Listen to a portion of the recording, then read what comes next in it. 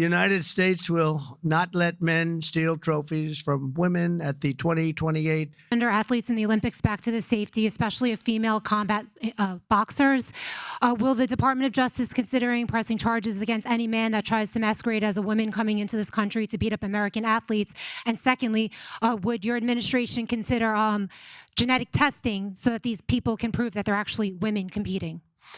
Well, I think there is going to be a very strong form of testing. As far as charges, I'd have to ask the Attorney General about that. I don't know. But there will be a very, very strong form of testing. And if the test doesn't come out appropriately, they won't be in the Olympics.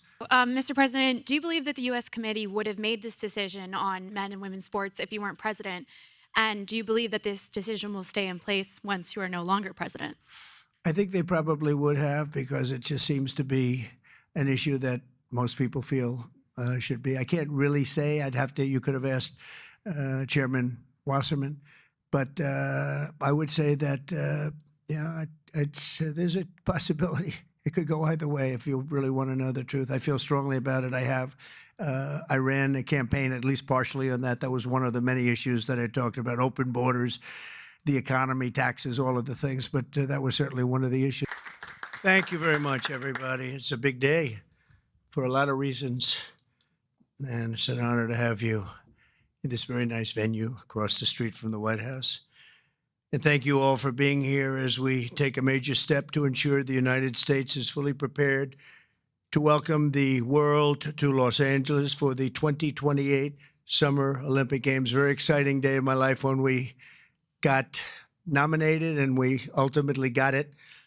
And I didn't think I'd be here for the games in this capacity, but it worked out that way. So I'm very happy about that. I had no idea that was going to happen. When we got it, I said, it's too bad I won't be president then, but sort of we took a very circuitous route, didn't we? In my first term, we were instrumental in helping the city of Los Angeles win the bid to bring the Olympic torch back to American soil, and today I will sign an executive order establishing the White House Task Force on the 2028 Summer Olympics, mobilizing the entire federal government to ensure the Games are safe, seamless, and historically successful. It's going to be amazing. I think it's going to be amazing. America is a nation of champions, and in July 2028, we'll show the world what America does best, and that's win. We're winning like we have never won before. You see that all the time. A year ago, we were not a country that was doing well, and now we're the hottest country anywhere in the world. I want to recognize several members of the task force, including our great Vice President, J.D. Vance. J.D., thank you very much. Thank you. Our equally great Attorney General, Pam Bondi. Pam, thank you very much, Pam. Secretary of Homeland Security, Christy Kerr. Christy Kerr. Do you know who Christy Kerr is? She's a friend of mine, great golfer. Christy, no, she's a better golfer than you. That's the only thing, but you're better at a lot of other things. But I want to thank you for being here, for doing an unbelievable job, really an unbelievable job. FCC Chairman, Brendan Carr. Brendan, thank you. Thank you, Brendan. Doing a great job. White House Chief of Staff, Susie Wiles, most powerful woman anywhere in the world. She's rated the most powerful woman in the world, and I agree with that. And Deputy Chiefs of Staff, Stephen Miller. Stephen, thank you. What happened to Stephen? We never want to miss Stephen. He's an MVP candidate. Dan Scavino, another MVP. James Blair, Taylor Budovich, and Nick Luna. Thank you all. Great group of people. They're going to be very much involved. I also am grateful to be joined by two of Team USA's strongest and fastest competitors, retired gold medalist and gymnast, and member of the LA 28 Athletes Council, Nastasha Lukin. Nastasha, how are you, Nastasha? Good. I don't know you, but I've watched you. You're very talented. I would not want to do what you do. This is much easier, believe me. It's incredible what you've done, along with retired gold medal Paralympian, swimmer, and board member of the U.S. Olympic Committee, Brad Snyder. Brad, thank you very much, Brad. It's a great honor. Thank you. chairman of the 2028 Olympic Games, Casey Wasserman, a friend of mine for a long time. Casey, thank you very much. Casey, great job. It's going to be amazing. LA's a little bit different place than it was when selected, but we're going to bring it back stronger than ever. I spoke to Casey about that. He said, nope, we're going to make it better than ever. It's going to be something that's going to make it even more important as a Olympic Games. It was an interesting conversation we had as the fires were raging. Is that right? And I appreciated that very much. And CEO Reynold Hoover. Reynold, thank you very much. Thank you very much. Great honor. I also want to welcome the chair of the U.S. Olympic Committee, Gene Sykes. Gene, thank you. Thank you, Gene, very much. And thank him for recently banning men from competing in women's sports. That's a big deal. Thank you very much. It's amazing the way I don't hear any applause for that when everyone feels it. It's a 97, don't worry about it. That's a 97-3. It's not 80-20, it's 97-3. But nobody wants to clap. It's crazy. The United States will not let men steal trophies from women at the 2028 Olympics, so we appreciate the fairness and everything else that you've shown. Also with us today is LA 28 board member Reince Priebus and also Kevin McCarthy. I want to thank Kevin McCarthy and Reince. Thank you, Reince. And thank you, Kevin. And the LA Olympics is shaping up to be a wonderful moment for America. It's going to be incredible. It's so exciting. And with today's action, I'm directing the Department of State, the Department of Justice, the Department of Homeland Security, the FBI, the Secret Service, the Department of Transportation, and many other departments and agencies to use every tool at their disposal to ensure a fantastic, safe, and beautiful event. In 2028, the Olympics is bringing back our national pastime, baseball. Wow, that's great. With teams playing under the lights at the legendary Dodger Stadium, and it is legendary. It's beautiful, one of the most beautiful.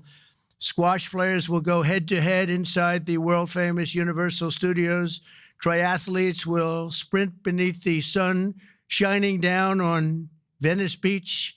This will be one of the great venues. I mean, when you think of it, right? It's going to be so incredible. Soccer teams will face off at the legendary Rose Bowl. Sailors will race through the waters near the port of Los Angeles, and the opening ceremony will take place at the beautiful Memorial Coliseum, just like the Olympics of 1932 and 1984.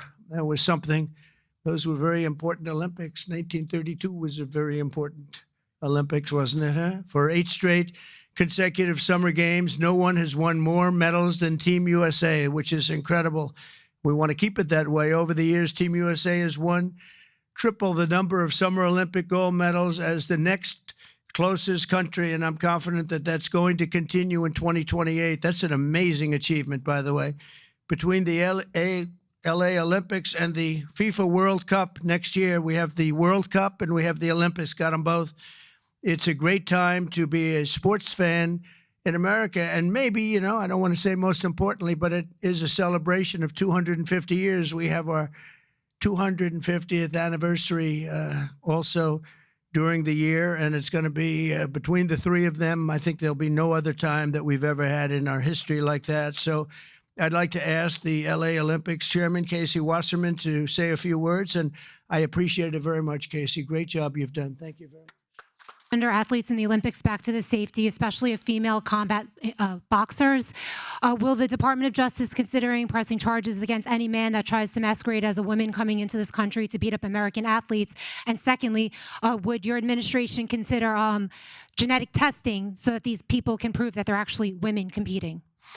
Well, I think there is going to be a very strong form of testing as far as charges. I'd have to ask the Attorney General about that. I don't know. But there will be a very, very strong form of testing. And if the test doesn't come out appropriately, they won't be in the Olympics. Yes, ma'am, please. Go ahead, please. White. Thank you. Mr. President, do you believe that the U.S. committee would have made this decision on men and women's sports if you weren't president? And do you believe that this decision will stay in place once you are no longer president?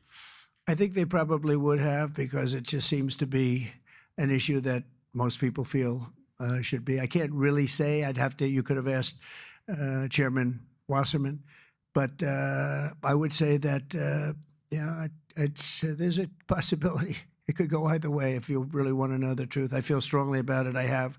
I ran a campaign, at least partially on that. That was one of the many issues that I talked about, open borders, the economy, taxes, all of the things. But that was certainly one of the issues. So I really can't, I really don't know. Could have gone either way. Please. Mr. President, sir, have you decided on a replacement for the Fed governor?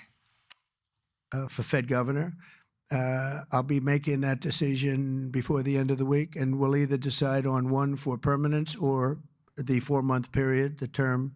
There's a term of about a number of months.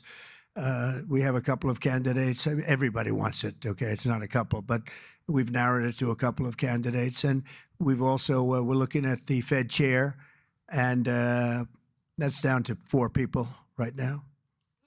Very good. Well, I can tell you, because I've already said there's 2 Kevins and 2 other people.